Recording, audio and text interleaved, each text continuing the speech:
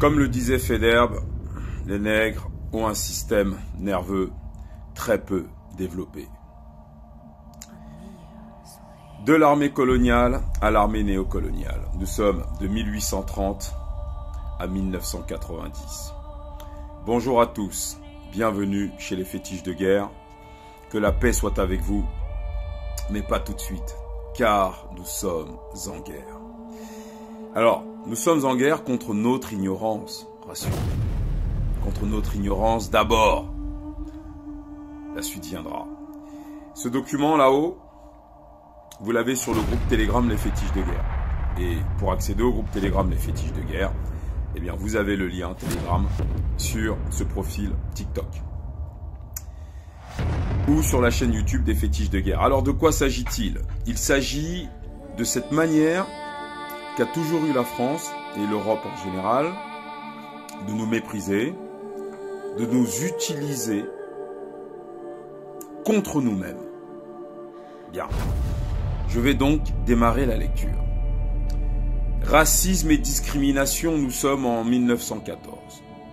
L'utilisation des tirailleurs a constamment été marquée par le racisme et la discrimination.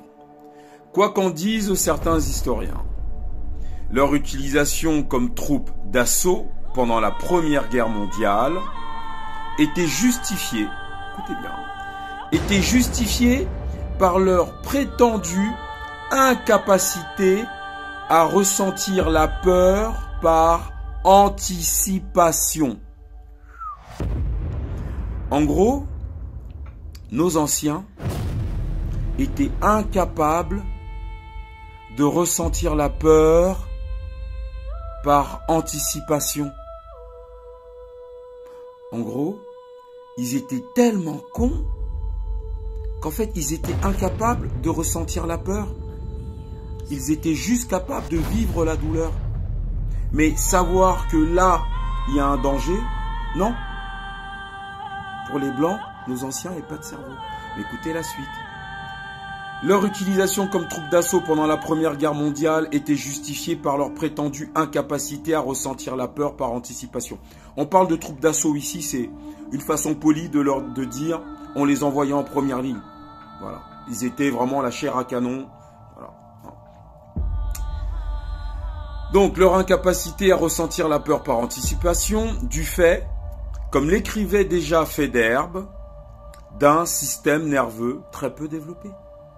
Faidherbe, il y a les avenues Faidherbe, il y a les lycées Faidherbe, il y a les places Faidherbe à Paris, les places, les avenues, les lycées, les collèges, les universités d'un homme qui disait que le nègre a un système nerveux très peu développé. Leur instruction est extrêmement sommaire, fondée uniquement sur l'exemple. Tu fais comme ça. C'est dans le texte. Tu fais comme ça. Et conduite en utilisant le français tirailleur.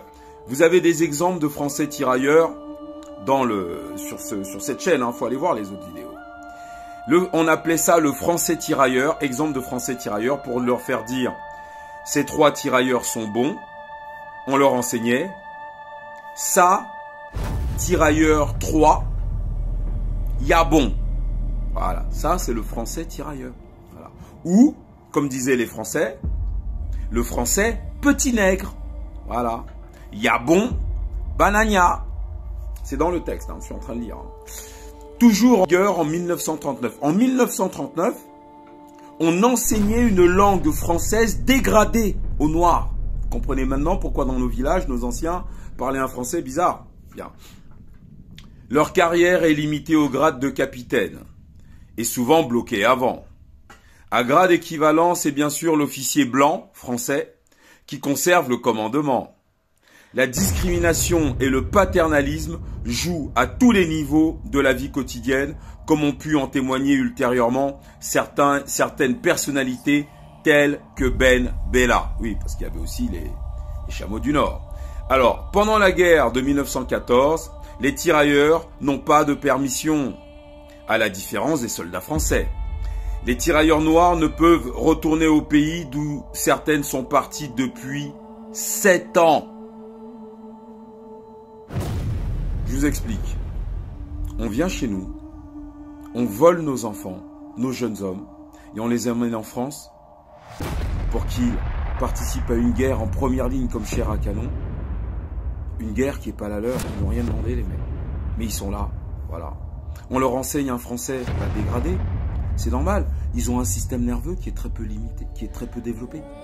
Donc, ils ne peuvent pas anticiper la peur, ils sont trop bêtes pour ça. D'ailleurs, c'est pour ça qu'ils font ça en première ligne. Ensuite, on va leur enseigner un français de merde. On va les mépriser. Ils n'auront pas de permission. En gros, jamais de repos. Et certains seront là-bas 7 années durant. Voilà. Les noms des tirailleurs tombés au champ d'honneur ne sont pas conservés, contrairement à ceux des soldats français. En gros, qu'est-ce qu'on est en train de vous expliquer là? Un noir qui est tombé, qui a été tué pendant la guerre, bon, l'enterre. On ne met pas de nom sur son tombeau, c'est un nègre. Par contre, le blanc français, qui lui est tombé, est mort, eh bien là, on va écrire ici J. Charles-Henri Dupré, soldat mort pour la France. Par contre, quand c'est le noir, 0. Voilà. Donc, les noms des tirailleurs tombés au champ d'honneur ne sont pas conservés. Certainement, contrairement, à ceux des soldats français. Il est donc fort possible que le soldat inconnu, sur le tombeau duquel se recueille annuellement le président de la République française, soit un tirailleur sénégalais. Oui, devant l'Arc de Triomphe, là, les crogneux, chaque année, ils allument la flamme du soldat inconnu. C'est forcément un tirailleur. Comme il y avait plus de Noirs que d'Arabes.